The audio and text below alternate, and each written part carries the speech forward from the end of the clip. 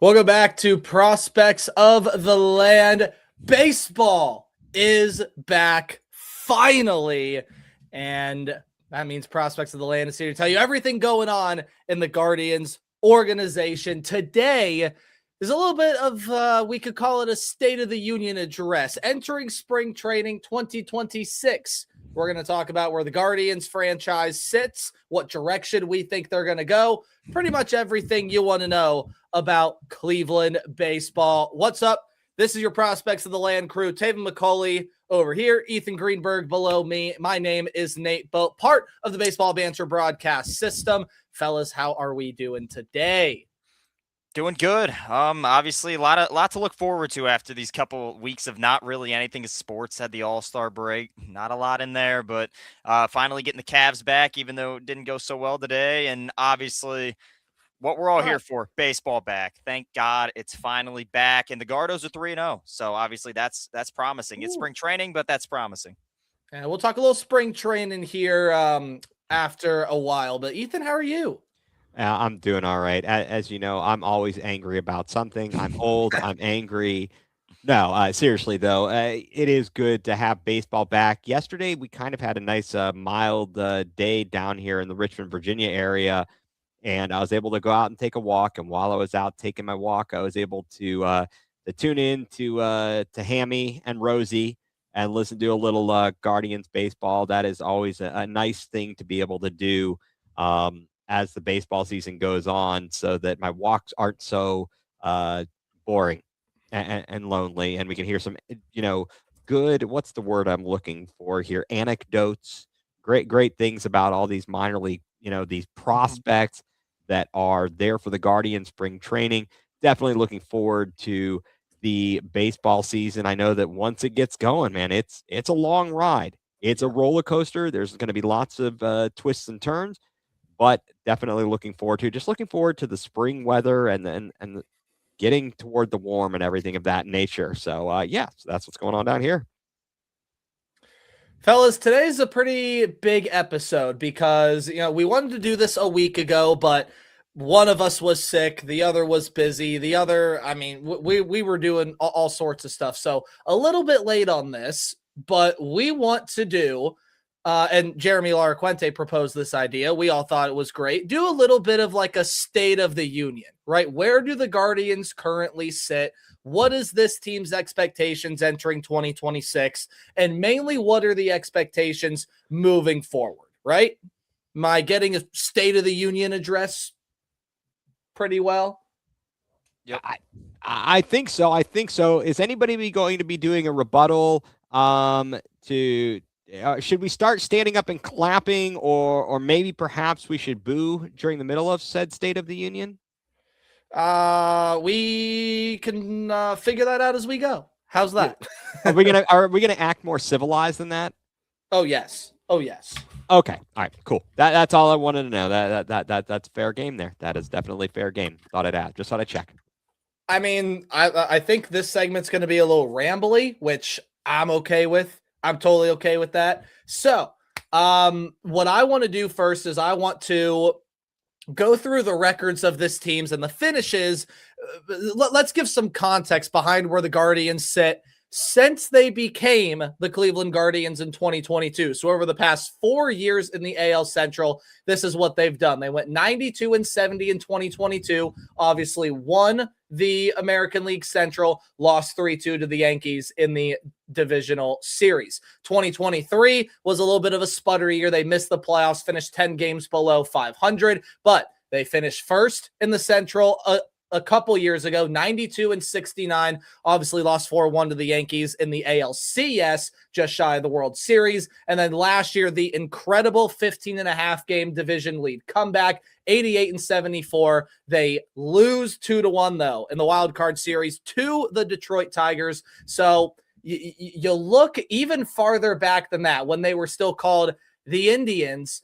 This team has not finished lower than third in the division since 2012. They have not finished last in the division since, I believe, back in the 90s when they were still part of the AL East. So it's been a long time since the Guardians have been since the Guardians / Indians, since Cleveland baseball has been down.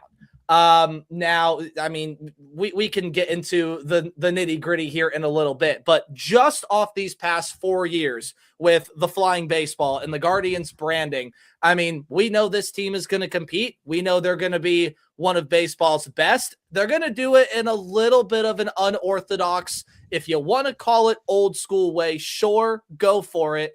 But I mean, we have to start off this State of the Union positive, because no matter what you think about the ownership or anything, vibes should be very high in Cleveland with baseball. Yeah, like you said, I mean, I think it's that unorthodox style, as you might say. We know this about Cleveland. They're not a team that's going to go out and sign your big free agents, or sometimes any free agents of that. But you're going to have your homegrown talent, and I think they do it better than anybody. And that's exactly what Nate said. I mean, they haven't finished fourth since 2012 and, last since the 90s. I think that's a big reason why they're the best at doing it. You take that young talent, you develop it, and obviously that's why they're going to compete, not just every year, but I really believe this year, because you've got a lot of it, and a lot of it was shown last year, and I think it's really going to start to develop this year.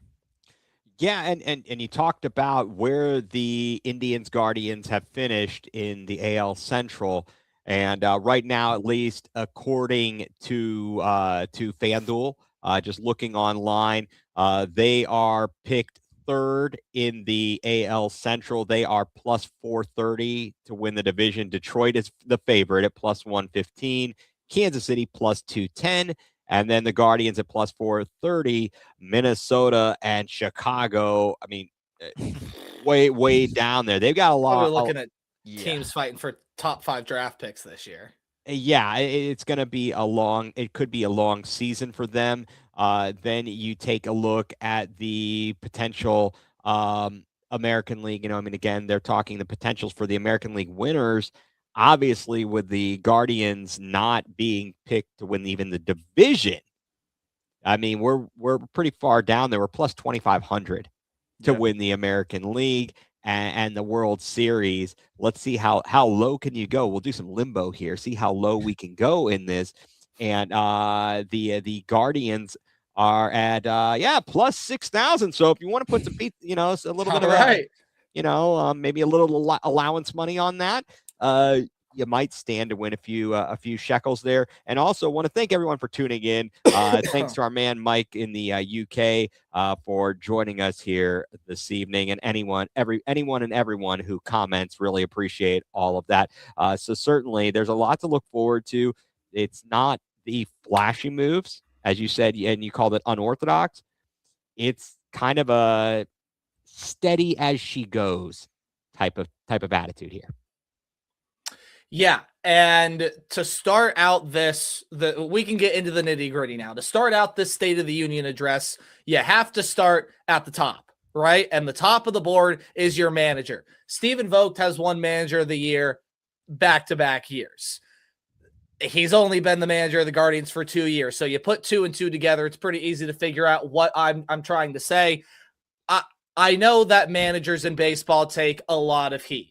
And I know that managers in baseball, this is how baseball fans are in general. They will nitpick every little thing, right? Every little thing. Stephen Vogt is one of the bright young minds in baseball. He is one of the bright, just one of the bright young minds in the game, period. And you can say what you want about the platoon system, whether it's in the lineup, in the bullpen, whatever, we can get into that. But let's start surface level here. The Guardians have got their guy, hopefully for the long term, with Stephen Vogt. I really don't see this train slowing down. The players in the clubhouse love him. For the most part, he pushes all of the right buttons. And these past 2 years, man, this is why vibes for baseball should be very high in Cleveland, because when you talk State of the Union, you start with the guy at the top. The guy at the top has done everything right. Yeah, I think you said it. I mean, I think he makes some questionable decisions at times, maybe with bringing guys in from the bullpen. But, I mean, what manager doesn't do that at times? Like you said, I mean, back-to-back manager of the year. This dude's got everything you'd like. The players love him, which obviously that's the biggest part of just everything when you're talking about a ball club. Right. Obviously, he's just doing everything right. And to be honest, I don't think there's anybody else that you'd rather have at the wheel.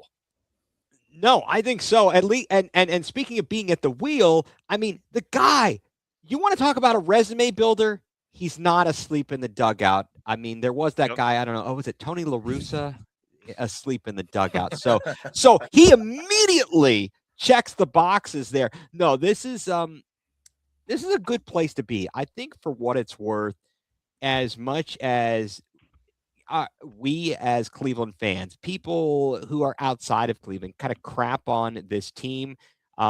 This is a good place to be. You talk about, by comparison, you talk about how bad of a spot it is to be a coach for like the Cleveland Browns. This is a great place to be a baseball manager.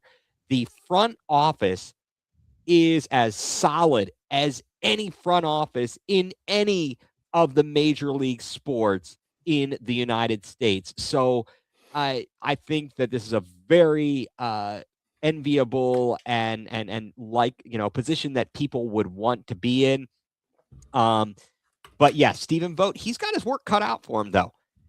And so far, so good to do what he did last year, as you mentioned, Nate, in the Open, to make that mammoth comeback as Detroit collapsed down the stretch. That's pretty remarkable. And especially, and we'll get to this, considering what the shakeup in late May, was it late May with our pitching staff? And so there were some rocky times there.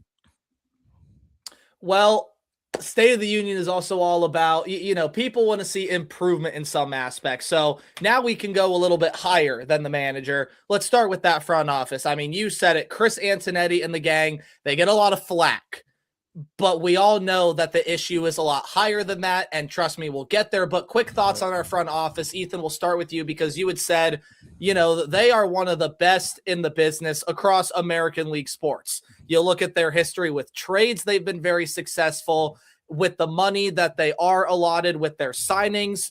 For the most part, I mean, yeah, you're going to have your misses. They've done really well there. And the talent development and the draft picks, that has also been a very, very highly regarded focal point of this Guardians club. Yeah, no, they certainly, they do their homework. They know what their limitations are. They know that they can't outspend the LA Dodgers and the Mets or the Blue Jays or the Yankees of the world. They know that they can't outspend the Cubs of the world. So they spend wisely, and they have magnificent scouting departments that have been developed so very well. The only thing I could ask is for them to develop a power hitter, and that we haven't seen in a long time. No, we have a wonderful front office.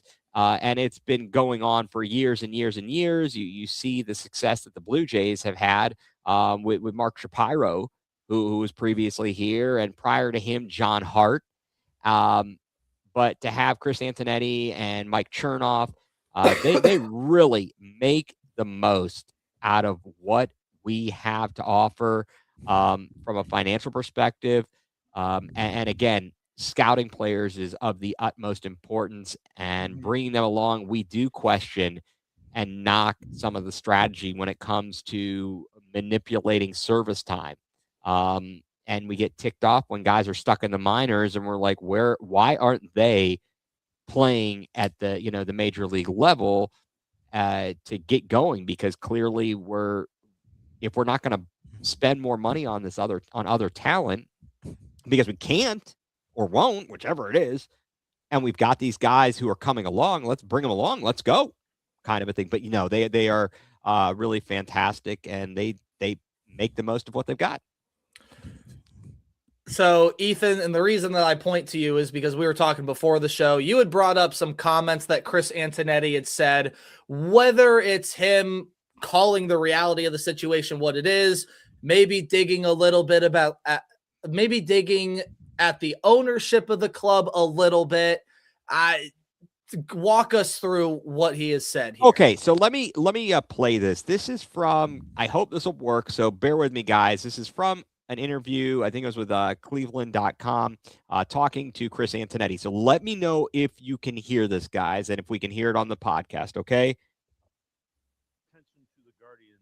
Guardians over the weekend signed Jose Ramirez to an extension, more money, more years, so that's all good. The Guardians have not added a bat to bolster what has been what was not a good offense a season ago. President of Baseball Operations Chris Antonetti on the Guardians' approach to adding bats versus keeping internal options open. I think at the end of the year press conference you said that when it came to maybe bringing in bats, it was going to be internal and external. Obviously, there was a big emphasis on keeping things internal. Why was there such an emphasis on just keeping this group together? And when it came to looking at other free agents, trades, what have you, why was it important to keep this group as it is so far? We spent a lot of time thinking about ways where we can improve as a team. And as we've looked at a lot of the the possibility of external additions, one of the questions we continually have to ask ourselves is whose opportunity does this impede? Which guys will we not be able to give plate appearances to because we're signing at a free agent? And in the end, we made the determination that we have a really exciting group of young players that are starting to emerge at the major league level and a depth beneath that we want to give them an opportunity to contribute and fuel our success. I understand that. The question is what happens if they're not ready to contribute? Guardians hit 226. That was 29th out of the 30 teams in baseball. They need offense because that pitching staff, the starting 3 or 4, pretty darn good. So go get some offense. So yeah, I apologize. I know it was a little bit difficult to hear. I was trying to find all my different volume on all the different sources here to get it up to snuff so that you could in fact hear that. But he talks about the system. Well, we like what we have in the system. We talked about this on the podcast previously. I'm like, these guys are hitting like, well, you may run like Hayes, but you hit like, and last year the batting averages were terrible. And they need to bring people up, and we're going to get into it. I'm sure there was this discussion about, and that, I think maybe it was even Voter talking about it, about potentially Kwani playing in some center field. And we saw that in the split squad yesterday. Well, he didn't play in center, but we had a really good lineup out there. And I liked what we saw. I liked the lineup actually that they put out there. So we'll see how it goes. But yeah, I feel like he's trying to sell us something. He's got to. I mean, to an extent, I kind of agree with him because obviously you do have a lot of that young talent. And a lot of it does have to play, but I mean, he's just using that, in my opinion, as a cover up to just not going out and getting free agents. I mean, every team does it, and I think you have to go out and get a couple of guys to fill some of these spots where, you don't have that young bat to really count on. Like last year, for example, you didn't really have that right fielder. I think you could have, used the guy, especially down the stretch, instead of bringing DeLauder up, maybe something like that. But it's not Antonetti's fault. I mean, I know a lot of people are going after him at some points. It all starts with the man upstairs. And for what he has done, I think there's no better front office in baseball or all sports than the Cleveland Guardians and Chris Antonetti. He's essentially given $5 a year, and he's somehow winning record after winning record with playoff appearances. I mean, he just does an outstanding job. But yeah, I mean, I'd like to obviously see those free agents, but it all starts with the guy at the front. He does not have the money. Okay. No. Yeah. I mean, look, he's the guy. Chris Antonetti is the guy who's taking the paperclip and trading it to a guy to try and end up with with a Lamborghini at the end of the day. And, it can only do what you can do. What I take away from that audio is much like what Taven had said, and I'm going to use the word scapegoat. I think we all know the reality of the situation. It's not a mystery. Okay. It's not hard to figure out. This team is not allotted the necessary resources that I think we all feel like they can be given. And that is, even at the very minimum, $150 million payroll. I don't think that they're given that budget. I understand that there's a lot of great minor league talent that you're going to hear us spotlight all throughout the baseball season, right? That is the focus of this show. We love talking about the prospect system, and it's so unique to Cleveland, right? All the teams and all the affiliates are local, aside from now who are the Hill City Howlers. Well, they're close enough, right? They're close enough. So, and pull up that comment from Mike right there, because now you are seeing a team like the Pirates going out and spending some money. That's a team that's got no business spending money because they have been dreadful. You want to take away the funds from a baseball team, take it away from the White Sox, take it away from the Twins, take it away from the Pittsburgh Pirates, pour money into Cleveland. And that's just not what this ownership group is doing. So now we start to get to the problem areas with this franchise. We know this is a team that's going to compete. We know Cleveland is a city that is built on this foundation of, look, we got to grind. We got to work for everything that we are going to be given/earned. Nothing is given in the city of Cleveland. You got to earn your way for everything. That's just the motto of the city. The baseball team embodies it more than anybody. But you have to just think, in an alternate reality where this team is given, again, I'm not asking for much, $150 million payroll. You wonder what this team can achieve. Right. Holy smokes, you give him that much money. Wow, I can't. You're right. Like you think about how they do so much with so little. And I think that they know how to spend their money wisely. And that's why they're so sought after in other markets. That's why our front office, when they other organizations want them, the other organizations that have more money to spend, they want these guys because they know that what they've got a system and they're wise with how they do things. It's really incredible what they have done. I mean, you talk about franchises that have been dreadful, like you said, Nate. I mean, the White Sox, for as dreadful as they have been, I mean, they won a World Series in 2005. I know that's 20 years ago, but that's more recent than the Guardians, more recent than Cleveland. I mean, Minnesota, obviously it's been a long time for them, and they have really, I don't know what is happening there. This turned into a disaster. It seemed like, what was it? Not last year, but the year before, they're in cruise control, for the division, and then they fall apart. They don't even make the playoffs, and it's just been all downhill from there. They are in a world of hurt, and that whole, I don't want to go too deep into the weeds, the whole television deal, the Diamond Sports Group, i.e. Bally Sports, et cetera, really fudged up a lot of teams, and that's like an entire rant of its own. Yeah. Yeah, it really is. Fellas, obviously we know that the big thing with this team is the offense, right? And I go back to let's just imagine a scenario in a world where they have shelled out a little bit more money. They made a move today that was speculated for a while on Twitter of, hey, Rhys Hoskins is in the Guardians clubhouse. He's in Guardians gear. This is probably not just another visit. And then bam, ends up that he's coming out with a minor league contract.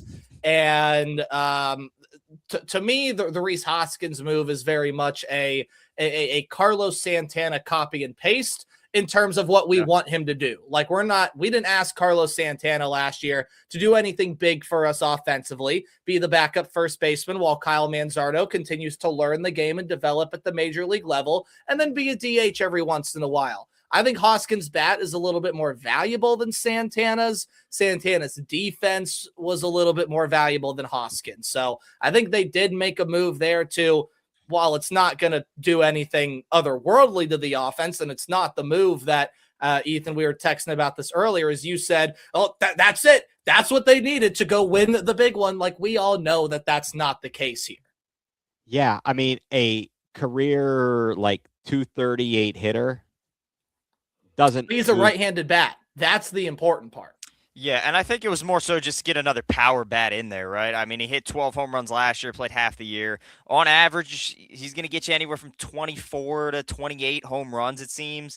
You don't really have that in a bat right now. So obviously, Well, let me ask you, Taven, if he's going to get you 24 to 28 home runs, how many games does he need to play to do that?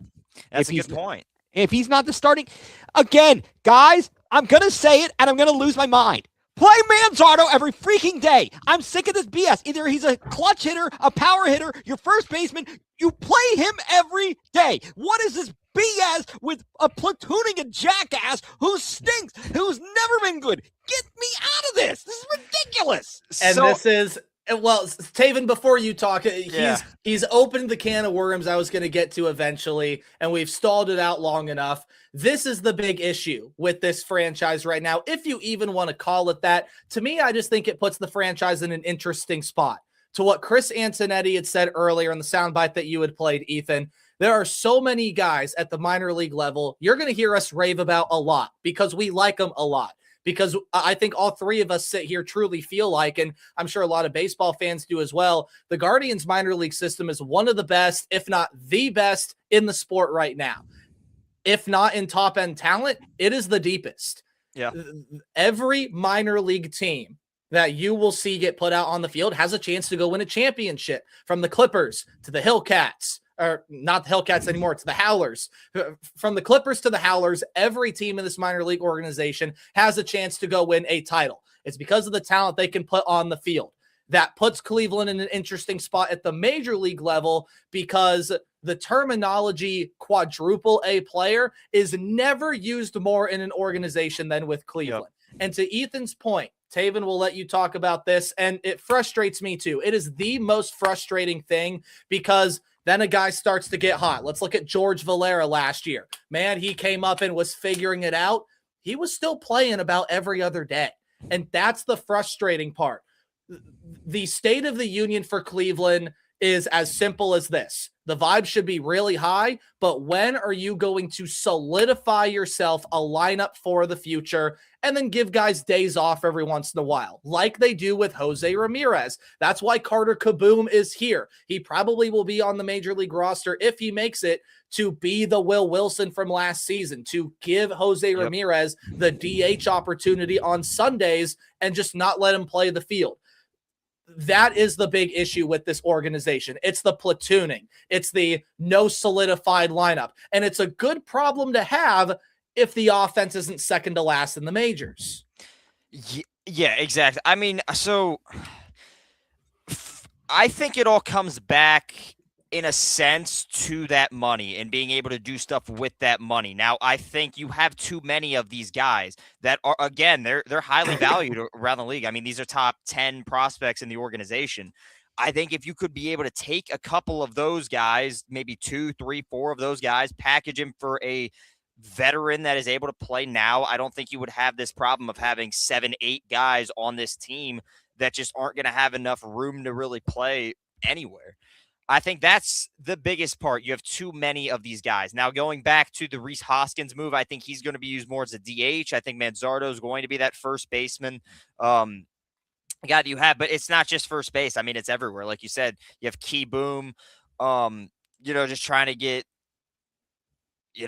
opportunities when it matters. You have, Arias, Rocchio. What do you do when Bazana gets up with those guys if they're still playing well? You have Juan Brito, who's still, down in the minor leagues battling injuries. And if he stays healthy, I mean, he's a top, 6, 7, 8 prospect in this organization. So you just have all these guys that, again, are very good players, but they're not getting the opportunities. But then again, arises the other question of how many opportunities does a guy have to get before we realize he's not that good? Because, again, last year, the argument was John Kenzie Noel and Jonathan Rodriguez. and we figured out quickly they weren't the answer. But And one of them's gone now. A lot of people were saying you have to give them the opportunity. So there's a lot that goes into it, but here we are. I just want to, kind of add, because we talk about the history of this franchise and the farm system. So let's talk about what the Indians did in the mid-90s. And they had a core group of players. But once they got here, they were the everyday lineup. You either were in the lineup because you were good enough, or you weren't and you were gone. And they found somebody else. Okay? You brought up the guys that belonged here, and you kept them here, and you played them every day. We had Baerga, Bell, Alomar, Lofton, penciled in every. Heck, you could write them in pen. You could ink them in. They were in the lineup every day. And then when you needed to add somebody else or change, then you get Omar. You bring in Omar Vizquel. Boom, every day. Travis Fryman. Boom, every day. And back in the mid 90s too. I mean, let's go back to that point, because look, making the playoffs almost every year is fantastic. Like, that's going to keep the morale up. That's going to keep guys in the clubhouse. It's going to keep people wanting to come to Cleveland. Even though they didn't win a thing, they went to 2 World Series in the mid to late 90s. They were close to breaking into 2 more. The pattern is obvious. You need to solidify yourself a lineup. Let's look at the teams that played for the World Series last year. The Blue Jays. They weren't platooning guys. They had an everyday lineup. You could count on Vlad Guerrero in that lineup. When Bo Bichette was healthy, you could count on him in that lineup. Alejandro Kirk, same thing. And we can go through the myriad of guys. Ernie Clement. Dodgers. Yep. Ernie Clement. There you go. Miles Straw. But again, that's the point. It was guys that you can sit there, rely on. You knew, hey, maybe they're not going to produce every day, but when we need them to show up, they're going to show up. The Dodgers, they've been doing it for the past decade. I mean, when Cody Bellinger was there, boom, everyday guy. Now, Max Muncy, everyday guy. Obviously, Mookie Betts is an everyday guy. Freddie Freeman. I mean, the best teams have a lineup that plays every day. You don't have, like, we have who can we reasonably count on to be in the lineup every single day? Maybe you can count on Kwan and Ramirez, and probably Rocchio and Arias. Probably Rocchio. I mean, let's not forget they dropped them down to AAA last Now year. they did. I'm saying, but in theory, and we know that the catcher is an even that. I mean, that's pitcher specific sometimes, and I don't argue with that. But come on, guys. I don't even trust the guys that we put out there every day. Exactly. That's the other part of the problem. Like, can we get some guys that get me somebody here who I can trust every single day, like Kwan, like Ramirez? Can I find me 3 more guys like that, and I'd be and give us some solid production and go from there, instead of this baloney with, which player are we going to have in the outfield today? Let's see what adventure it's going to be. It's like taking a big wheel and they spin it in the clubhouse every day. Tick, tick, tick, tick, tick, tick, tick, tick. Nolan, you're in right field today. Well, Go at it, kid. Goes back to Nate's point about, like, you saw the Dodgers and the Blue Jays. We saw that not too long ago with us. I mean, the last time we were a real threat was that 2016 season when you had those everyday guys. 2017 too. Yeah, you could count on Lindor. I mean, Ramirez, Michael Brantley, Jason Kipnis, like that. Those were your guys. The only, question marks might be is Rajay Davison or Lonnie Chisenhall, and that guy's batting 8th or 9th. This is happening with your 2 and 4 spots now.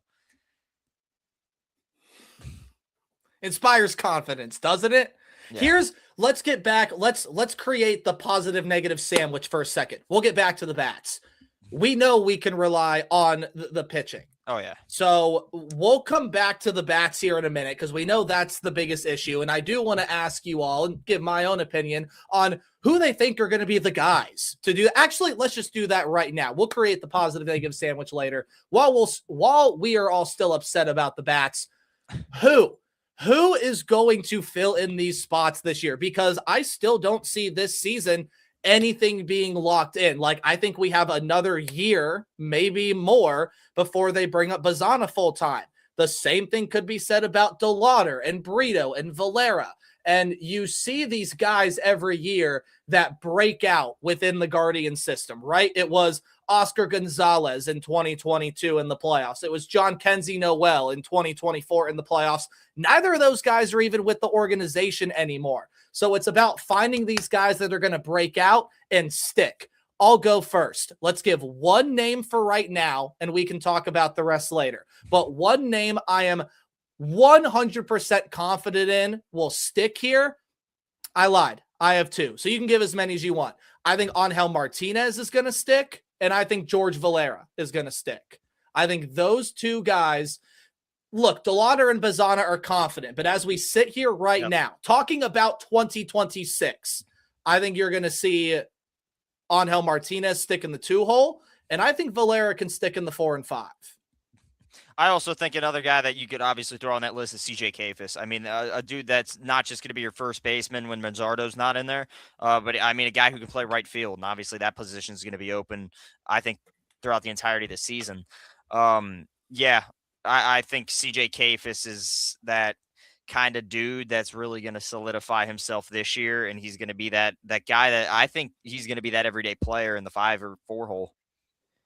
Yeah, I think that. So first of all, you guys hit on the names that I would have hit on because it's obvious. It's pretty obvious there. We've talked about it ad nauseum, on, off, etc. Guys that we think could make an impression at some point. Certainly, they were talking about it on the broadcast. We've already talked about it. Juan Brito, potentially, and he can play a number of positions.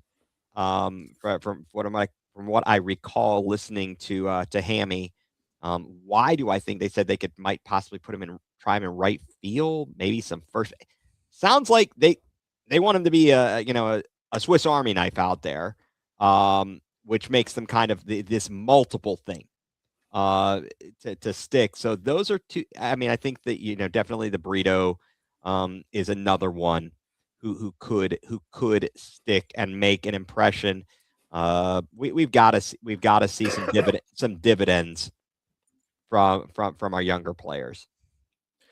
I will take your Swiss Army knife analogy, and I will raise you this. Vogt loves his Swiss, or not loved, still loves his Swiss Army knives, right? CJ Kafis. Taven, I agree with you. I think he's a guy that we can see stick this year as well. First base, right field, left field. You can play him a little bit of everywhere in there. David Fry, you can play him at first. You can play him at catcher. You can sit him in the DH spot. You can flip Rocchio and Arias at a short and second. And even if you want to, add their stretch third baseman as well. Daniel Schneemann, play him anywhere. Play him anywhere in the infield, but first play him anywhere in the outfield. Even some of these outfielders that can play the infield, right? Khalil Watson, Angel Martinez. I want to mention I saw it and go ahead. Petey Halpin. Yes, that too. I want him. I want him on the base paths. We've talked about it before. I want to see this guy get on base and reap havoc. But, I mean, even Petey Halpin is a guy that has played minimal infield throughout his minor league career. Maybe I'm misremembering a name, and it's not Petey Halpin. Maybe it's somebody else. But here's the analogy that I'm getting at here. You have a bunch of Swiss Army knives to the fight. Baseball is not a knife fight. When are you going to whip out the gun?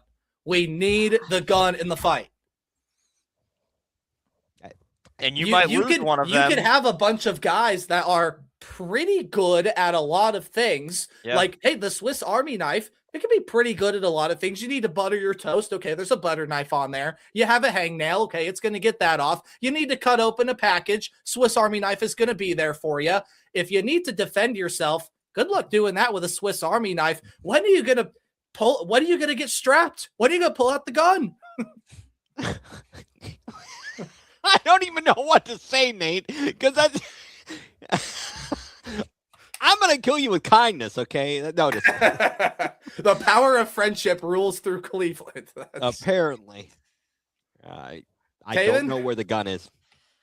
I mean, like you said, you could lose one of your two guns that you do have and replace it with a Swiss Army knife that you're just praying ends up like Quan. Speaking about Quan, like Quan or close to Quan. What you should be doing is throwing the guy you have and wants to stay here the money that he deserves. But a lot of the problems that we have just seem to come back to one guy. Larry Dolan? I We mean, hadn't is that, mentioned his name all podcast. It took 40 minutes, guys. well, I might, mean, you might know, be a when new record. I do not have the money. Okay. all right, Larry. So we obviously know the big issue here, right? We just spoke about it. We need guys that let's get away from the weapon talk. We need guys that can specialize. We need to be able to hone in one specific thing. With Manzardo, you know that's going to be first base. With CJ Kafis, you probably hope that's right field. With George Valera, if you're going to move Stephen Kwan to center, you might hope that that's left field for George Valera. Maybe it is center field for George Valera. If you're going to want to look to move one of Arias and Rocchio, maybe then you hammer Angel Martinez back into the infield. Like there, you just have too many guys who are okay at so many things. Like they're solid pieces. They're going to get the job done. I want a guy that's going to fit in. Like what we had just talked about with all these lineups back when the Guardians were making World Series, if not getting close to them, right? I think we all knew going into that championship series a year ago against the Yankees, they weren't going to make it out of that.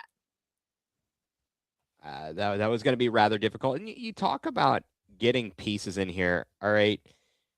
And I kind of mentioned this a little bit in talking about the teams in the 90s when we needed to add some extra pieces. Now, granted, some pieces were old as dirt, but they were still serviceable. I mean, the pitching staff, you guys aren't old enough, or maybe you weren't even alive to know this. When we were adding Jack McDowell, former ace of the Chicago White Sox, Jack McDowell. We also in 94 had former Detroit Tiger, Indian killer himself, Jack Morris.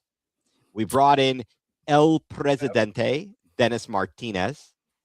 Then we go out and we get Oral Hershiser in 95. Listen to those names that we brought in, and we're surrounding that. We were surrounding Charles Nagy with some real veterans there. We didn't quite have our Bartolo Colons and CC Sabatias up here as of that moment. And then we caught fire in the 97 World Series in the playoffs. Jarrett Wright. All of us out of nowhere, seemingly. But we did in later years, as we lost the bells of the team and Tomies. I don't remember the exact time. And we Manny added a guy, Ramirez. and Manram. We add guys like David Justice and Juan Gonzalez to the team. We added a Robbie Alomar. I mean, So, and even, even like an Omar Vizquel, I mean, wasn't, we pulled him from Seattle. I mean, we had for a long time there, we had El Gato, Felix Fermin, at shortstop for a long time there. But we won't even do that now. We are so protective of our prospects that we aren't willing at this point, and haven't been willing since 2016, to make that really, really bold move to get in that example, an Andrew Miller, and then and Edwin Encarnacion after that, those types of things. And so that I don't know that we have the gun, the quote unquote, the gun to bring to the fight. We might need to get a hired gun, as it were. But you go over and you talk about the outfield situation. What do you guys think about I'm going to turn it a little bit, but what do you think about the idea of Quan potentially being in center field? Oh, I'm glad that you asked this question. Well, we've seen him play center field before. and it worked out pretty well for him. And it's been a conversation around the fan base for a long time, right? Everyone's been asking, look, Kwon is a Gold Glover in left field. So the argument to move him out of left field is, well, then what if he loses his spark? Okay, let's move him into center field where he's probably the most rangy left fielder in the entire game. So you move him over to the center field position. He's got more ground to cover, and maybe they're a little bit worried about his 5'8" frame, because normally you can see these center fielders like Judge, who is just a beast. So maybe that's a little bit out there. But even J-Rod in Seattle, who plays center, he's over 6 foot. So maybe they're a little concerned about Kwon in that regards, and that's where the hesitancy has come from. But I think a guy of his stature and the way that he's able to read the baseball off the bat, I have never in my lifetime seen Steven Kwon take a wrong first step. It just doesn't happen. I'm like you said, obviously he's a Gold Glover in left field. And to move him out could be a mistake, but obviously you can move him back, and I don't think it will be. I think he's going to thrive wherever you put him on the field. I mean, it goes back. If Petey Halpin's bat is there, I'd like to see Petey Halpin in center and keep Kwon in left. But I mean, you can't go wrong wherever you put him. Now, I do personally think, by time August rolls around, you're not going to have the money. And I think this could possibly be the year that you do deal Kwon. To other teams who might need that center fielder, it's going to look a lot more enticing to see Kwon. And they're going to show him off that, hey, here's a guy who can not just play left, but center. And that value is going to go up a little bit more than what it is.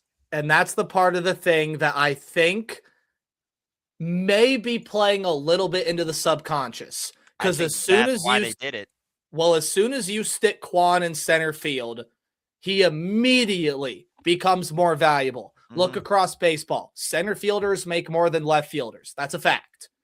You put Steven Kwon in center field, not even for the fact of like, look, we're going to put him in center field with the object to trade him.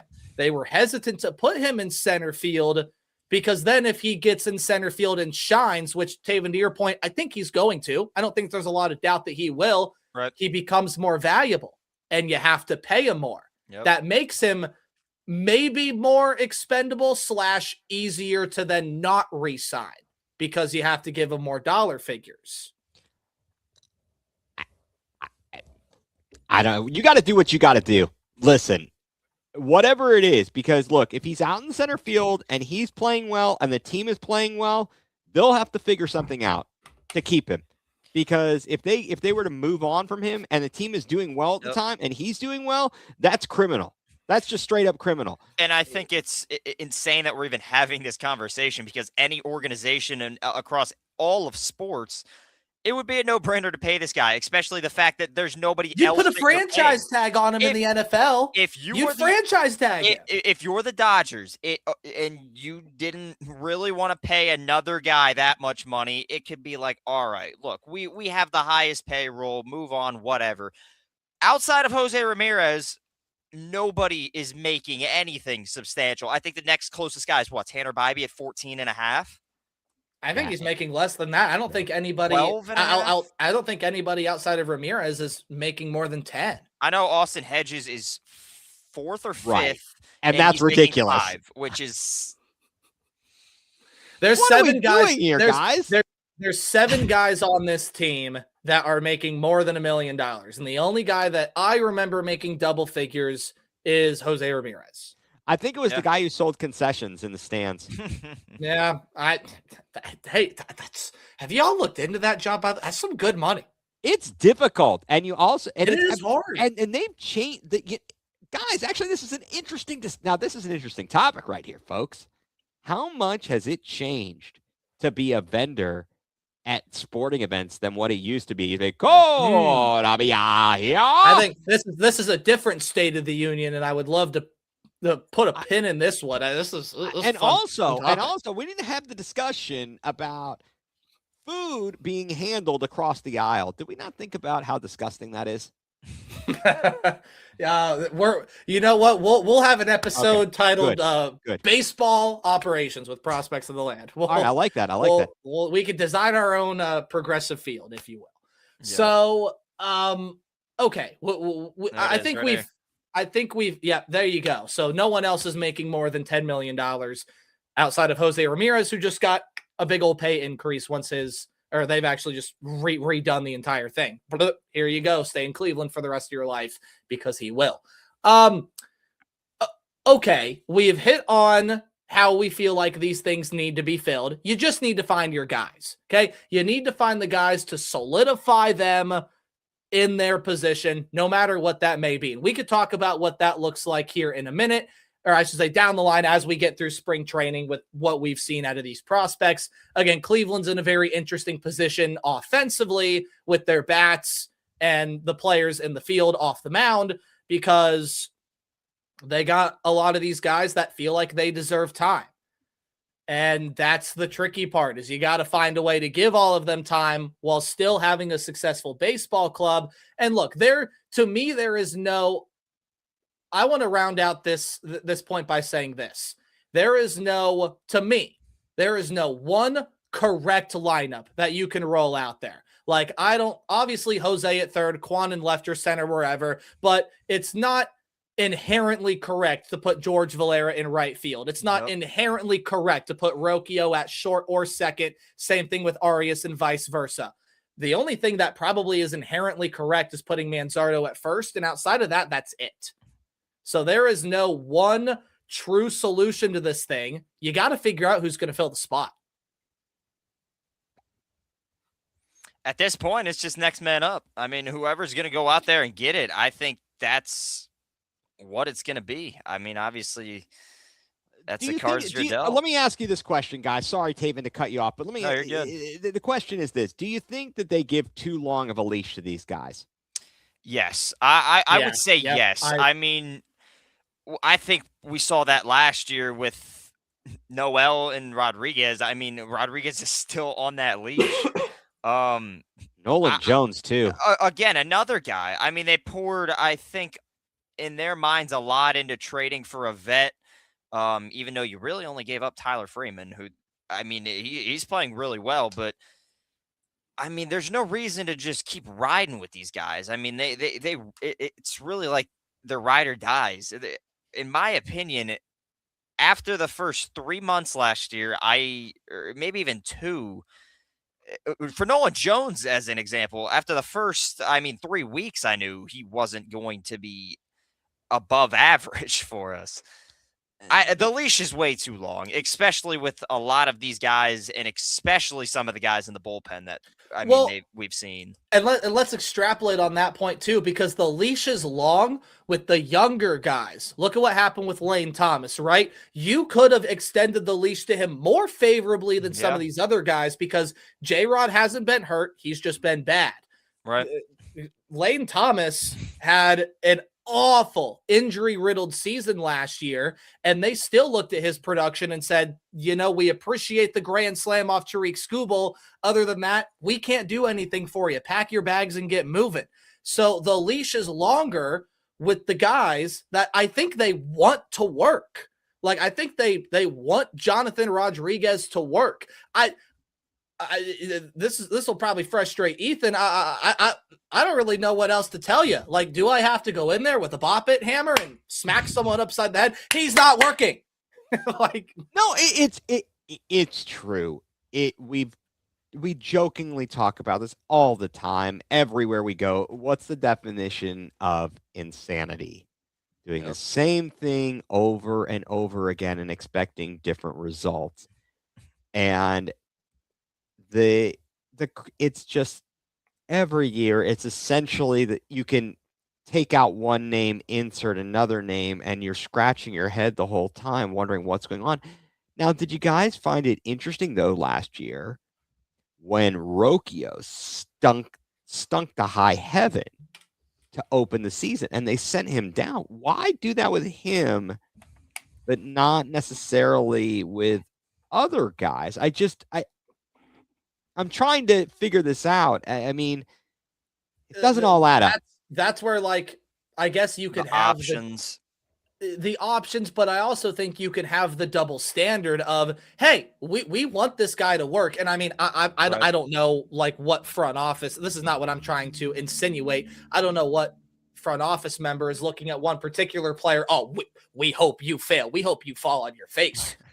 Rounding second base. Like no, like no, nobody does that. What I'm saying is I think that there are guys in this organization that, and maybe I'm grasping at straws here, that are looked upon more favorably than others, that are looked upon as having higher upside than others, when that already is proven to not be the case.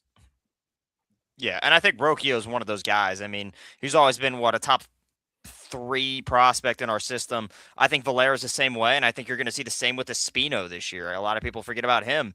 Yep. Could he be a bullpen guy? I mean, they might, work him into the bullpen just to avoid injury. But I mean, these top prospects, they've got a lot invested in them, and obviously, I think they're going to have a longer leash than a lot of these other guys. But yeah, I mean, it all comes down to how long are we really going to let a guy ride? I think they do. I think they're one of the organizations in the league that let that leash ride the most. Yep. Well, this probably will not be as long of a conversation, but again, the positive sandwich, right? The pitching staff. Yep. What do we have to say that hasn't already been said about how good this pitching staff is, how well it is being developed? I mean, maybe outside of Alan Cantillo fighting for that 5th spot, Everything's solidified. Yeah, your guys are set. Now Tanner Bibey's got to cut back on the home runs. Yep. You need some other guys to step up here and there, but I mean, you got Gavin Williams, you have Tanner Bibey, you have just all these myriad of guys that you can throw into that starting rotation.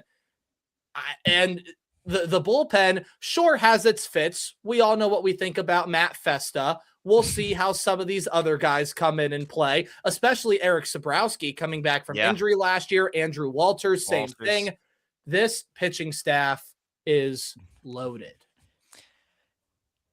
Yeah, I mean, obviously Williams, second half, Gavin Williams was a Cy Young caliber pitcher. Obviously if Tarek Skubal wasn't in the league, I think Williams, if you take the second half of his season, it probably would have went to him just off of that second half that he had. Tanner Bibey had a down year. I think he's going to bounce right back. And even a down year from Bibey wasn't as bad as a lot of people thought. Obviously, the year before, he was absolutely stunning. This year, last year, not as bad or not as good. I think he's going to bounce back this year. But again, like you said, you have all those young arms. You have Parker Messick. I think he's going to be an absolute beast. You've got, probably another name in there that I'm forgetting. And then, you have Allen and Cantillo battling there. And what's the word on Ben Lively? I know, obviously, we still have him, but I don't. I was just about to say that. They ended up bringing him back. With Tommy John, I want to say May or June or early June. So wow. I had forgotten all about that guy. Yeah, he won't start the year by any means. Well, and they didn't re-sign him at first, but they brought him back, maybe a month and a half ago? Yeah, it was out of nowhere, right? Well, I mean, look, as I'm looking, just because I had to refresh my memory, and I'm looking on the Guardians website. So we're talking about really, you're probably talking, you think Gavin Williams is going to be your opening day starter? For sure. Probably. Okay. Probably. I think Bibey had a lot of pressure on him last year to be the ace. Absolutely. And trying to be perfect, and he just couldn't do it, right? Right.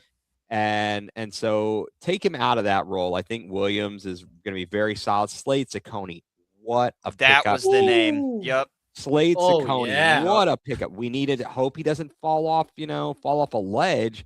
But between Ciccone, Williams, Bibey, you're in great shape. And then Logan Allen, I mean, he's proven he can be serviceable. He's a lower end of the rotation guy. And like you guys talked about, you're talking about a Messick or a Cantillo, trying to round out the staff. And like you said, Ben Lively, who knows what's going to happen? Right. And again, they were talking glowingly yesterday on the broadcast about Nikhazy. and what he He's can a bring to the really staff. confusing guy Yeah, he when you is really talk about things confusing. because obviously a really top-rated prospect. I mean, I don't want to speak for Nate, but I think we both think that he has the stuff to obviously be in Well, that. we both watched him in Akron in 24, and I Yeah. mean, every time that both you and I were up there in that press box watching him pitch, I mean, it was the same thing with Andrew Walters in the Ducks in 24. But appreciate this guy while he's here because he's going to climb the ladder really fast. right, but another weird case, like, I mean, he was cruising through the minors, cruising through Columbus. He got up to the major leagues, made that start against Baltimore, really kind of imploded, was sent back down, and just was never the same guy. So, Well, hopefully Carl Willis will have his magic.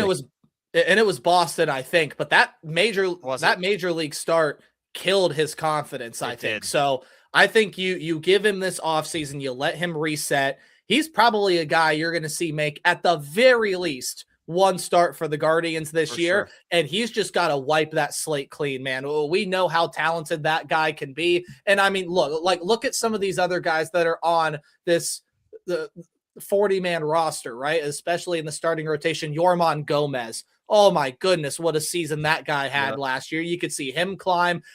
Peyton Pallette, we got to remember that he can be a player, maybe as a long-term reliever, maybe as a stretch starting pitcher, the guy that we picked up over from the White Sox, and then guys that even are on the 40-man roster that could see time in, like Ryan Webb. But what's going to happen with him? Cody Hoyer probably will be used out of the bullpen. Austin Peterson. There's so many guys and names. You didn't even mention Sean Armstrong. He'll come out of the bullpen too. I was mainly looking at starters, but I mean, but even if we want to get into the bullpen, like you have Hunter Gaddis, but in terms of guys that are going to come up. We have Sean Armstrong, Connor Brogdon, Colin Holderman. Those are all guys that we signed this year to boost up this bullpen, give it some veteran arms to pair with Tim Herron and Hunter Gaddis and Cade Smith, who's already one of the best closers in baseball. Carlos Hernandez is another guy they brought in. Just Trevor reading these off from Mike. Yeah, there you go. Trevor Stephan coming back off of injury. Yeah, Mike's always an MVP. Again, Walters and Sobrowski coming off of injury. I don't know how much you want us to gloss up this pitching staff. Exactly. I don't think it can be done enough because this pitching staff, even though there was a down year for this pitching staff last season, it was still really good. And it helped carry this baseball team forward. And let's not forget last year, obviously in the middle of that, all these guys had to shift into a new role because of Clase and Ortiz and what they had to do. I mean, you give these guys a whole offseason for Cade Smith to really settle into the closer role. Hunter Gaddis is the for sure setup guy now because obviously Smith and Hunter Gaddis. Dude, Mike is popping off here. Colby Allard, again, he saw time. Pedro Avila. Yep. Mike, you're on fire today. You want to come on the show? Mike is the man. He is the man. He's in on everything. This guy. he's an Encyclopedia Britannica for Cleveland sports. And I'm going to choose to believe that Mike doesn't have MLB.com open on a second screen. I don't know. He might not. He's got lots of screens going on there. But seriously, I mean, as you mentioned, Taven, last season that pitching staff had to make such a massive change in the middle of the season because of what goes down with Ortiz and Clase, for them to adjust and Cade Smith to fill into that closer role. He did amazing. Good as a job as anybody could. Really, yeah. Honestly, it really was. So hopefully they'll be able to. They're going to need that. By all accounts, the pitching staff is going to have to carry the day again for the Guardians this season, at least to start. Yep. So, folks, entering 2026, overall, what do we make of the State of the Union of the Guardians? If you want to give them a letter grade, feel free to do so. I mean, however you guys want to do it. What is the overall main idea. If someone asked you, hey, I want to get into baseball, I think I'm going to root for the Guardians. Give me one to two sentences. What do we need to know about the state of this team? Good pitching, terrible owner, no money, wins a lot. All right. I like it. Over. So let me summarize that for you there. No, overcomes adversity. If I were, how it is when you go to like write a resume, it's like, no, you don't want to say that. What you want to say is, accepts challenges and overcomes adversity. Works well with all kinds and types. No, I mean, but if I was giving them the report card, if someone said, what is a report card? So a letter grade. I'd give them a B-. Okay. I think that they do really well with what they have, what skills they have, right? And they overachieve. They might get they're not quite A students, right? But they're those deficiencies that bring them down. So I'm saying like B-, right? But if I was going to say, and if you want to talk a win total, I'm going to say they're going to be above 500. Let's go 87. Oh, we're going to set one right now. Okay. Yep. I like it. I'm going to go 87 conservatively. I think 87. Yeah. That's not a lot above 500. That's pretty, I think that's pretty safe. So what was their win total last year? Do we know? What do we have? 90? They had 88 last year. Oh, 88. Yeah. Okay. So I'm going to be a little bit more conservative, and I think we should drop that number to about 84.5. Wow. Okay. Because you have to look at the no. Honestly, you could set that thing at 82, and just are they going to finish above or below 500? However, based off the way that this team has performed overall, if I would, let's look at what their win total is actually. I think 84.5 is a good number. I think 86.5 is a good number. Ethan, whatever you had said. The fan of me I really want to look. If I had to throw out a number right now of what I think the Guardians will end at, I think it is 88, 89 wins. I think they match what they did last year or a win or maybe even get to that. I think 90 might be a little high, but I think 89 wins. If you go back to, I want to say 2018, every other year they have made the playoffs. Until last year, they broke that, which I do think they improve. You've seen improvement every other year. I think this is the year that trend continues. I don't know if they'll win the division. It'll be very close with Detroit. I think we're easily second. Again, off topic, I think the Royals are really overrated. But okay, I'm looking here. According to ESPN.com, I don't know who they're using. The win total is 80.5. So ESPN has their own sports book, so that's probably their number. FanDuel's number is 78.5. oh my, yeah, goodness. BetMGM they're saying is 79.5. Yeah, that's 80.5. The before spring training number tells you over. I mean, just before spring training. Look, and we understand. I think we have to rein in our fandom a little bit and realize what this team is. It's a young team with a lot of unknowns. And who knows what the pitching staff is going to do this year. Pitching is the most fickle thing in baseball. It could be really good. It could be really bad. I'm taking the over on that. I'm kind of in the range of Mike right there. I'm thinking 87 to 90 wins. Now, as far as the postseason goes, I want to see how the rest of the American League works out because the AL East has 4 teams that can probably go make the playoffs. We have to compete with the Tigers in our own division. And, Taven has his opinion on the Royals. I still think the Royals were a little too young for their britches last year is what they proved to be. And this is the season the Royals can really figure things out. So you're looking at 2 teams in your own division, 4 teams in the AL East minus the Rays. And we haven't even talked about the AL West yet with the Astros and the Mariners, and I just don't see the Rangers being as bad, even though that's been the narrative since they won the World Series. The American League is tough, and the Guardians, 87 to 90 wins. it's going to feel like another pretty good season. We'll see if it's good enough to get back to the postseason. They need to win the division. Bottom line, you control. I think you're right. You win the division. That there is no one can take that away from you, and that's what they're going to have to do. They need to beat up like they did last year on the White Sox. Yep. They need to beat up on the Twins.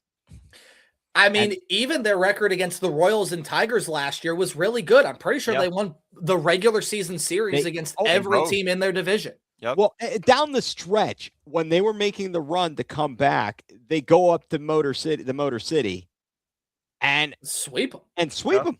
You take 5 out of the last 6 you played them, I'm pretty sure. Yeah, it was impressive what they did. But so win your division. That's the easiest way to get in.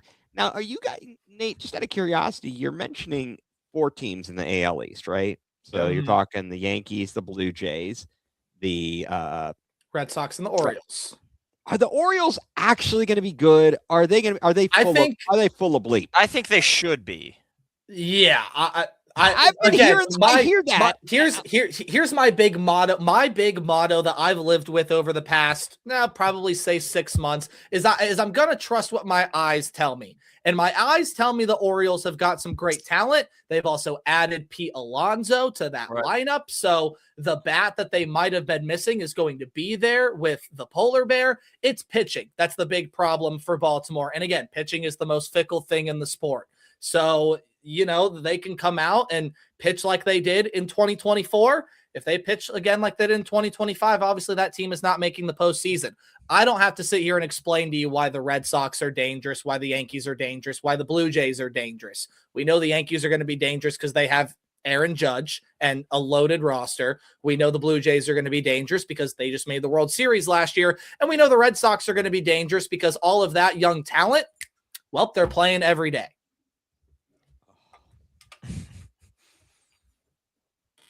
Well, call me sad. I had to say it. I had to say it's the truth. Hey, what the heck is going on with the A's? I gotta ask, guys. I'm gonna bring it up because I need to crap on some other franchise.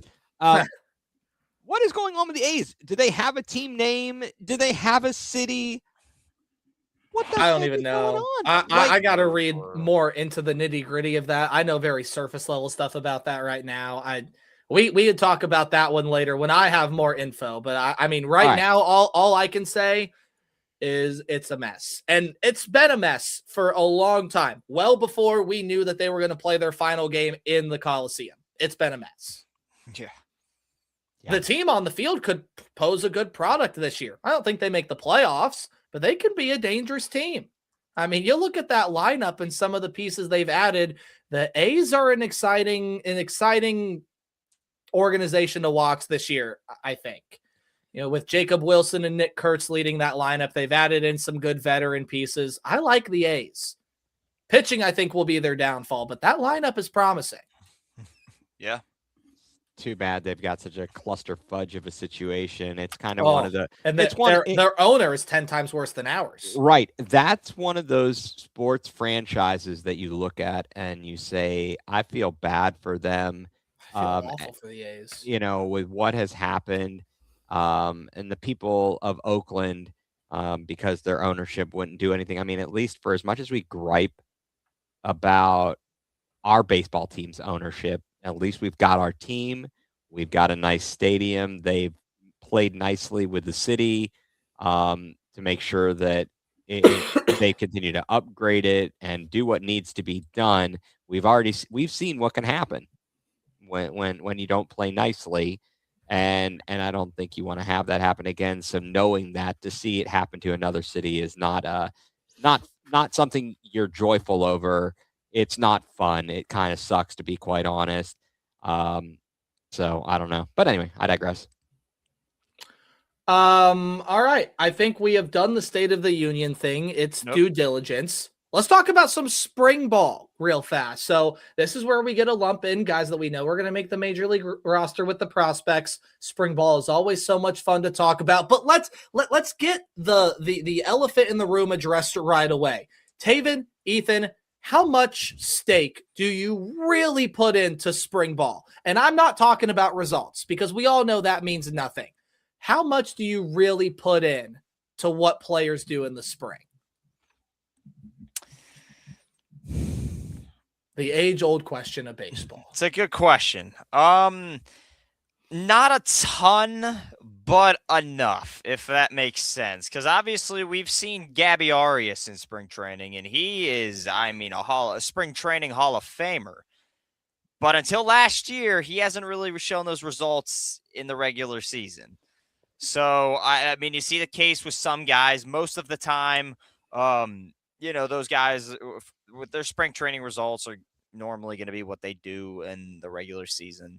For the most part, Jose always has a good spring, guys of that nature. But, I mean, I don't buy a ton into really what's happening. Obviously, it's nice, they're 3-0 to start. Obviously, you don't want to be losing and have guys with terrible averages. But I think the regular season is just a whole nother beast. Yeah, I guess I enjoy listening. There are certainly only X number of spots on the roster that are up for grabs. You've got a lot of guys who are jockeying for position. Maybe there's going to be some unknown that will light it up and is going to make a very difficult decision for the team and see who's going to make the roster, who's not going to make the roster. But I get sure. Do I get frustrated when we're not doing well? Do I get frustrated when I'm hearing, the Cincinnati Reds hear Will Benson hitting a 2-run home run, and then we finally get up to bat and we go down in order 1, 2, 3. Quan with a fly ball to center, and then a strikeout, and then another strikeout. And am I ready?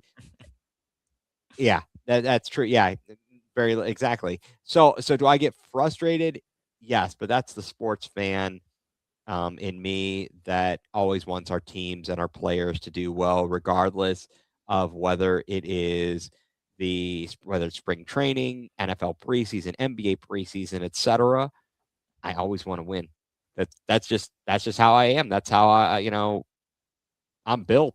And these guys, I can't say that I've looked at enough numbers to make those correlations and say, oh, if you do X in the preseason spring training, you will do Y.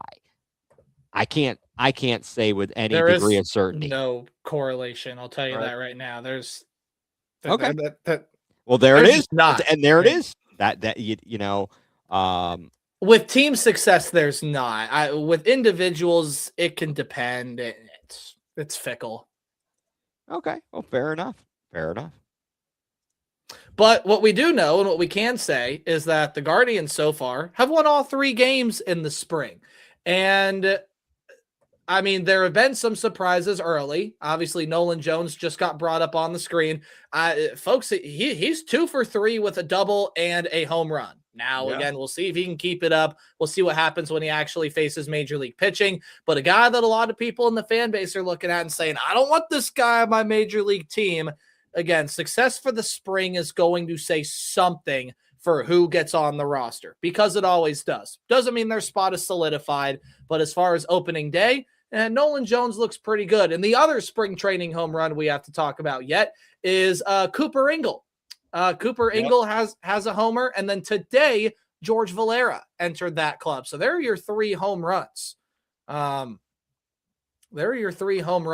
Guardians put up 4 in the third on the A's today.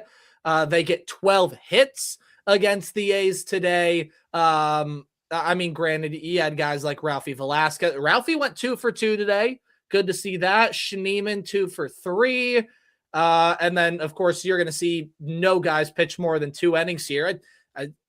Combined shutout for the Guardians pitching staff today. Will Dion especially was dealing 3 Ks in 2 innings, only 1 hit. Parker Messick struggled a little bit with the walks today. I mean, overall, too early to tell really how guys are figuring things out in the spring.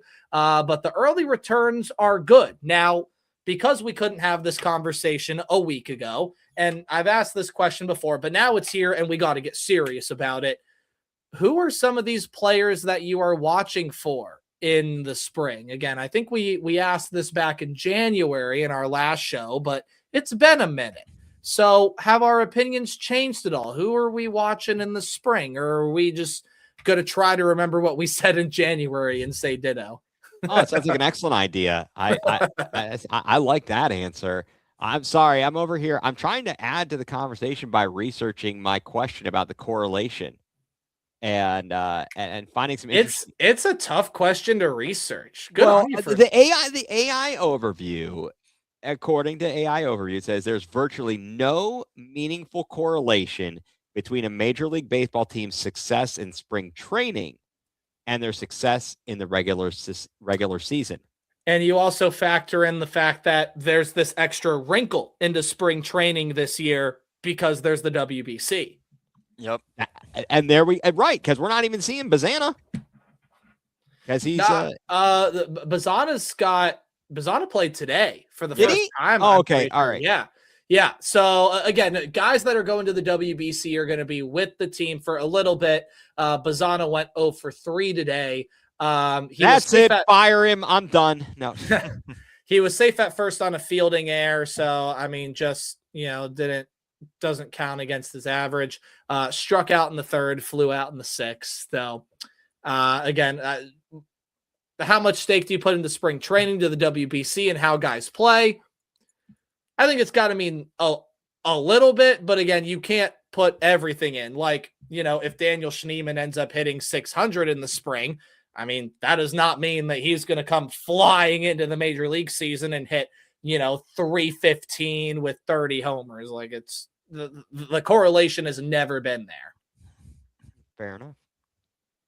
Oh. Taven, I ask, what are you excited for with this spring for the Guardians specifically? Because I think we all know what's going to happen after this year with the lockout and everything and whatnot. But let's not focus on that until the season is done, because we've got so much baseball in front of us. What are you excited about for guard ball this year? I mean, it's going to be the young guys and just seeing what they're able to do. The guys that we watched in Akron just 2 years ago, Parker Messick, CJ Kafis, all those dudes, are they really going to be able to perform? I believe that answer is yes, but it's going to be exciting to watch and see what they're really able to bring to this team. And it's going to be, can the bats finally wake up? I mean, last year, it wasn't fun to watch the offense of this team, especially in the first half of the year. I think we can all agree on that. How many games last year did they win going away? I don't think it was many. Yeah. It was not. It was ugly often. And how many times was it maybe it wasn't last year. The fact that we have had seasons where we have been no hit multiple times. Yeah. Is disgraceful. Just disgraceful. I will say this much. I'm scrolling through the schedule last year. On very rare occasions did the Guardians hit double figures in runs. The 11-2 game against Cincinnati and Cleveland comes to mind as one of those games in which we did it. But I mean, scrolling down here, they had a 10-6 win against Houston. They had a 10-5 win against Baltimore, 10-4 win against the Rockies. They were giving up double-digit runs a lot last year. There just are not many games you look at on this team that you win and you're comfortable, like easily comfortable. Yeah, they shut out the Twins in a doubleheader. Okay, whatever. But there just are not many moments with this team last year that you looked at and they won comfortably. That to me is the biggest issue here. I'm glad we're winning games. You always should be. You want a team that doesn't always have to take a year off your life. Oh, white knuckling it. It is always a stressful experience watching our teams. I mean, I got to be honest. This is not beyond just this goes beyond the Guardians. It goes across the walkway to the Cavs, and well, the Browns, they just stink. But even when they're mediocre, you still are waiting to make sure that the clock has reached zero and that there's no flag on the play before you exhale and you think and you realize that you actually won the game. I am honestly, you want to talk about what are we looking forward to, Nate? Well, what I'm looking forward to is just having baseball back. Yep. It's we said it at the outset. This is a long and winding road with many twists and turns. I think that there are some great stories to be told. There are going to be days when we're tearing our hair out with a move that was made or not made, a pitcher getting pulled too early or left in too long, somebody, pinch hitting that shouldn't have been pinch hitting or we thought, whatever the case may be. Every day. I mean, it is crazy. I hope that I just hope we come out strong. We talked about this previously. I mean, we've got a tough start. We got 6 games out west, Seattle and the Dodgers before we even come home, and then we got to come home and play the Cubs. And so I'm looking forward to baseball, and let's just see let the chips fall where they may, except in the casino. Here's the one thing I will say about the Guardians schedule this year as you scroll through it. I mean, there is not, yes, like these 2 opening series are going to suck. Like these are 2 of the 4 best teams in baseball last year. You could even throw the Cubs up there as the first homestand, as again, another one of those. But here's what's going to suck about the open to this Guardians. Again, the open is going to suck. But what's nice about this Guardians season is as you look through it, there's not the July of hell. There is not the August of hell where you are just playing, contender after contender after contender. The schedule this season is very well balanced for Cleveland, which is going to be a positive. Now, the one thing that does suck is there are a lot of weak home trips, weak road trips. That's just kind of the feel of the Guardians schedule this year. In fact, they have 3 or 4 game road stints, I think only once this year, which that I think is going to be the hardest part about this schedule. Other than that, I think it's very well balanced. Again, there is not that straight month of hell that we are used to seeing this team have. And I think that could make it, that could slot it in their favor. But again, I think this is a team that is set up well to exceed expectations. And again, I'm very excited to have baseball back. Opening day is Thursday, March 26th. Taven, do we know when AAA opening day is going to be here?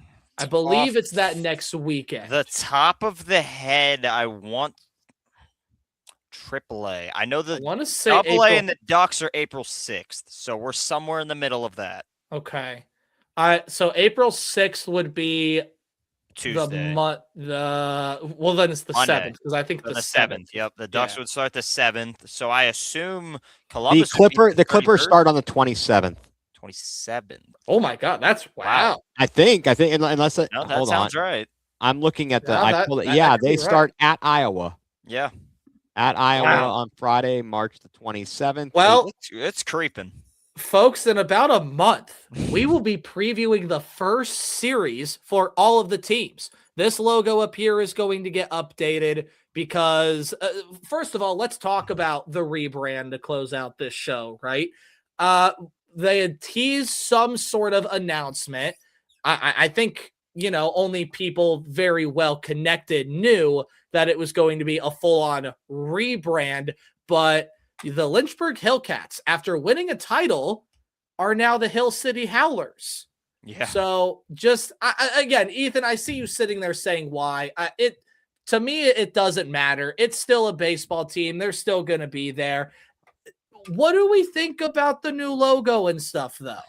I like it if, they're playing baseball in October. I mean, it's got that Halloween vibe to it. No, I don't think it's bad. I kind of like the name a little more than the Hillcats, but the colors with Lynchburg and the Hillcats were nasty. I don't think they're ever going to beat that lime green and blue that they had going on. But oh yeah, This gives me a Dodgers feel.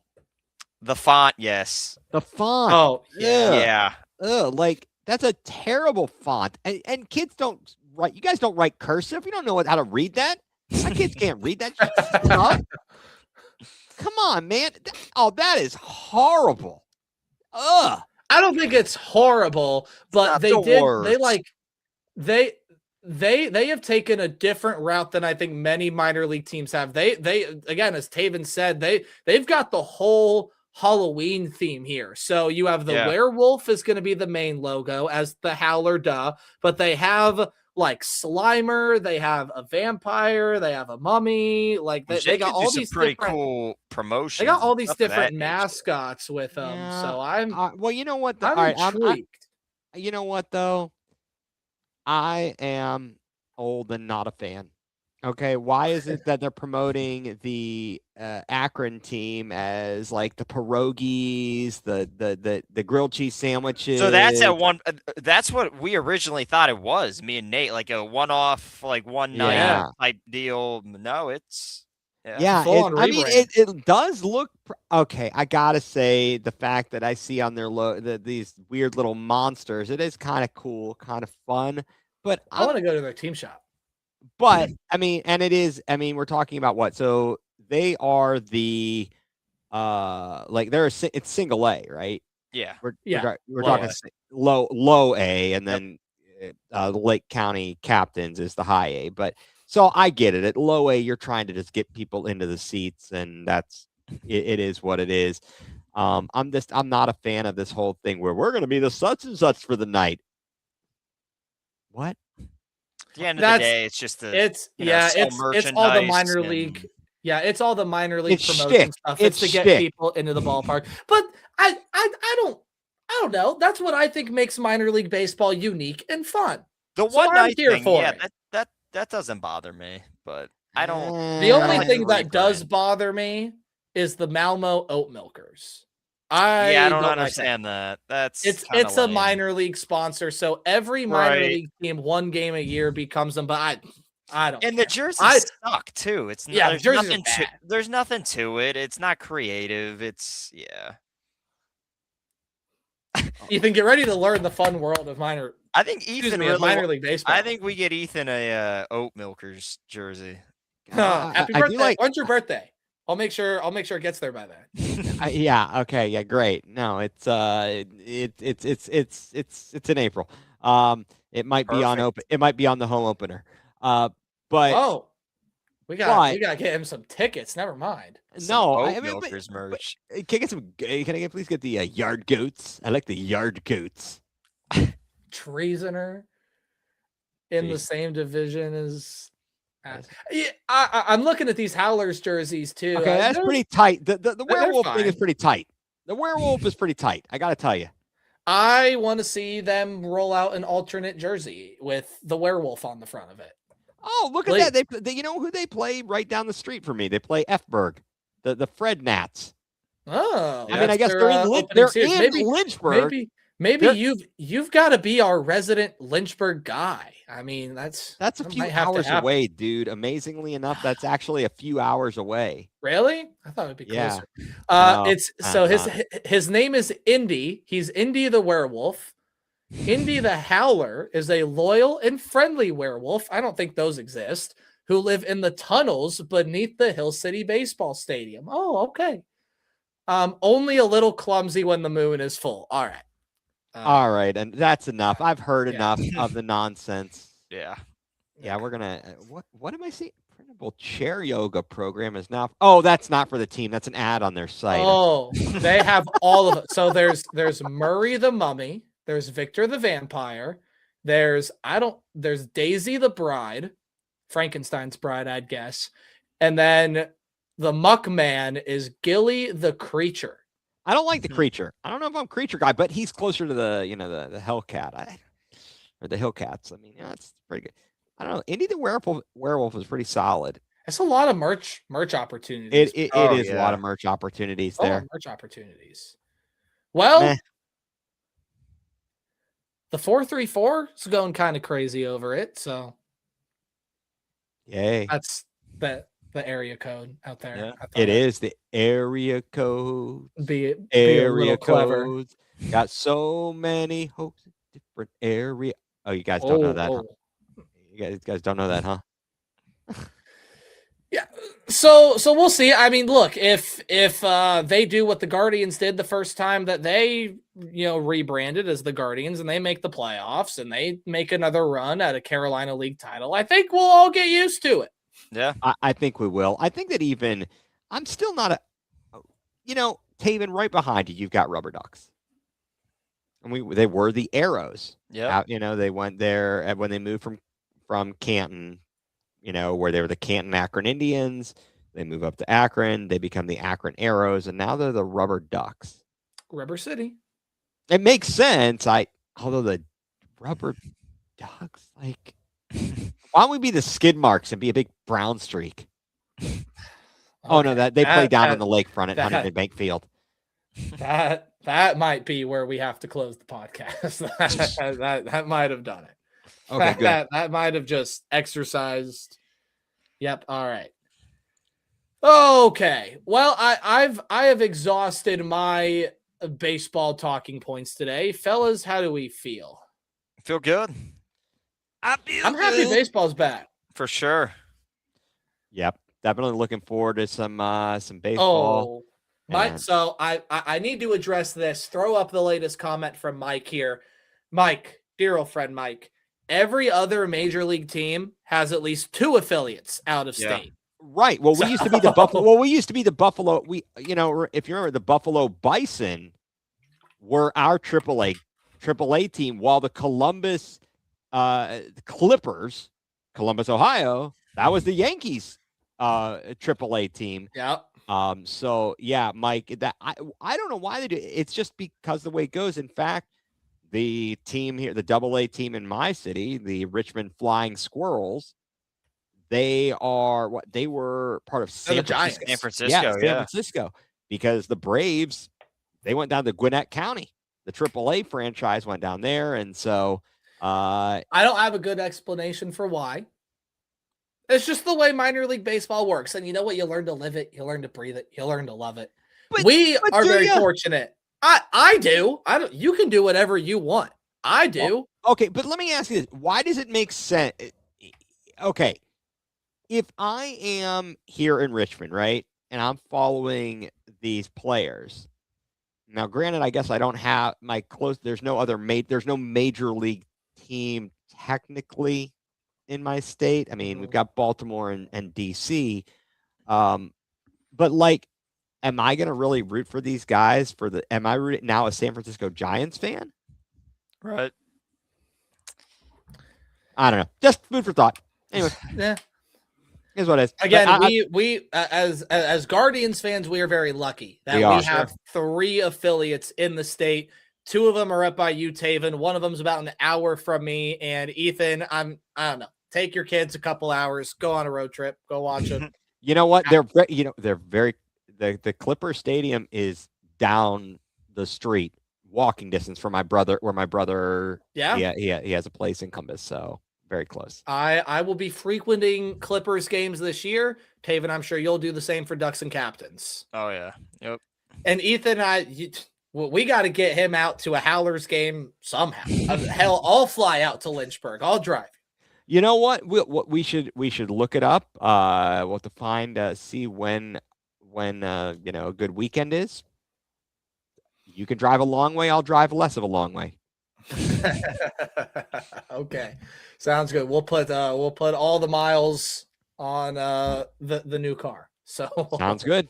Excellent choice, we'll sir. do that. Taven, I have not been keeping track. I usually do, but what did our number get up to today? At one point, 52. We've broke the half century marks. All right. Yep. We got to tell all the folks out there that are still currently watching how this thing is going to look moving on. Folks, baseball is back. And I know that we are all still very busy people, but we all got Sundays open. There's only always going to be one game on Sunday night, and it's never going to be the Guardians. So if you're a Guardians fan, if you're a baseball fan, have the podcast on, have the baseball game on. and listen to us talk about everything going on within the Guardian system. Again, part of the Baseball Banter broadcast. We're very appreciative for everything that Jeremy Lara Quente does. And you will see a ton more content from the POTL crew as we are now getting into the spring training mode, the minor league mode. You'll see it everywhere to follow the podcast, but we'll do our best to post as much as we can during the baseball season and provide as much content. As far as times for this show, I know we all got different podcasts and stuff going on. However, it'll be Sunday, anywhere from 7 to 8, and we can probably pen in a time to solidify things weekly later down the line. Makes it easy for all of you. Usually, it's a Monday show because that's when minor league stuff gets done.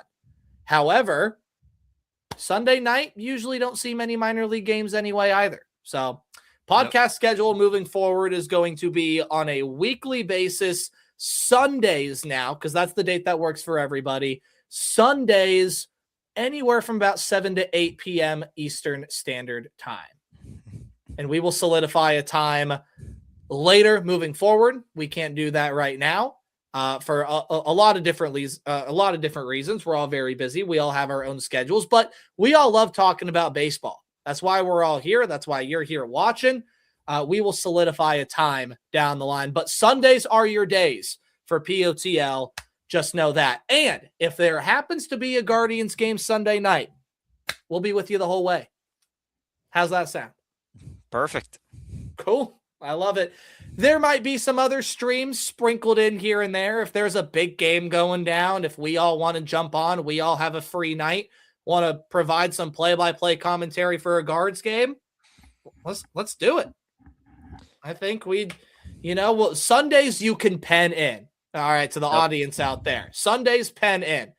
Be tuned in for all the other stuff we'll have going on too. There it is. Sound good to you too? Boom. Boom. Taven 52 was the number today. But Ethan, we start with you. Where can the people find you and everything else you do? We're all very busy people in the sports media field. What have you got going on in the near future? And where can the people find everything All right, you like to talk?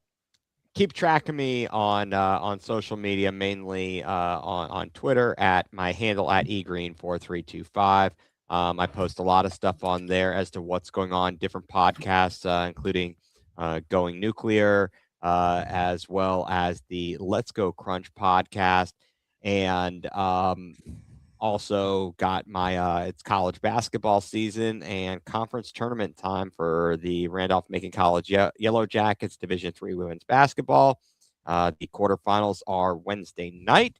You really can't find me because they have a lovely partnership with a company called Flow Sports, and things are behind a paywall. So I don't put that out there to people because they won't be able to listen. But I do pull clips, and I spend tireless time when I do it. Yes, great. Why, thank you. I spend a lot of time sitting at my computer fiddling with it to try and get it just right, and I feel like a real boob. But yeah, I don't know. That's a good question. I'll ask these guys if we're planning to watch the World Baseball Classic. I am. I'm sure I will know what's going on. So that's where that's where you can find me. Taven, what about you, sir? Yep, everything high school sports related, Stark Sports coverage over there on Instagram. It's tournament time, like Ethan said. It's about that time. It's almost March. And got a couple teams that can do some damage around here. The number 2 seed Massillon Tigers over in Division II. McKinley Bulldogs looking to make a run this year. They've got the talent for it. So those are the 2 real threats around the Stark County area. All right, there we go. For me, you can follow everything I do at Tailgate829, Twitter, Instagram, wherever else you like to peruse through the socials. You're a fan of college football, figuring out a good offseason plan for my YouTube channel, same name, Tailgate Nate, if you like college football. If you like baseball, obviously follow the podcast and I also do a lot with local high school athletics in Logan and Champaign County in the western part of Ohio. Follow everything I do, all the articles I write, and just any local news at peakofohio.com as I work at a local radio station. Fellas, it is so good to have baseball back, and it's so nice to see the bright, shining faces that I get to be joined by every day. And I'm sure that that text chain that we have will be a lot more active now that baseball season is here. Oh, yeah. You know this, man. You know Alright. this. Okay, Taven, you're the guy that gets us out of here, and let's send the people home. Send it home. Well, good show. Obviously, baseball back. We appreciate all 52 of you for sticking with us. And it's weekly now. We're in the full swing. Here we go. We're in it. We're in it, baby. We're in it. Well, we appreciate everybody sticking with us, and we'll see you next Sunday. Take care.